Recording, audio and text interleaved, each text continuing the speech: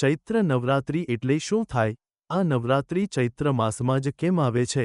નવરાત્રિમાં દેવીની આરાધના કેમ કરવામાં આવે છે? આ નવરાત્રિ આધ્યાત્મિક રીતે શું ફાયદો આપે? આ નવરાત્રિમાં ફક્ત પૂજા જ મહત્વપૂર્ણ છે કે દાન અને સેવા પણ?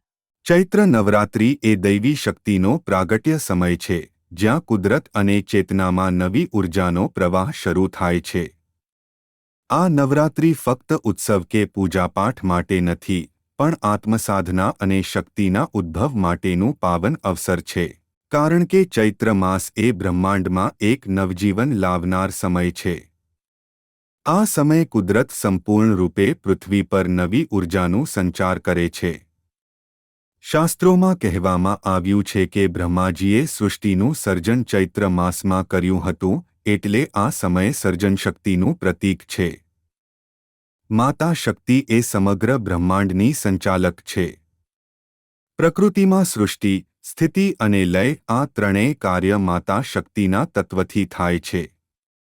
નવરાત્રિ એ માતાની ભક્તિ દ્વારા શરીર, મન અને આત્માને શુદ્ધ કરવા અને દિવ્ય ચેતના. આ નવરાત્રિ દરમિયાન યોગ, તપસ્યા, ઉપવાસ અને ધ્યાન દ્વારા તન, મન અને આત્માને શુદ્ધ કરી શકાય છે.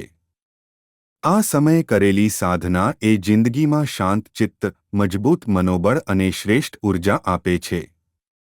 મા દુર્ગાની કૃપા તમારી પર હંમેશા રહે.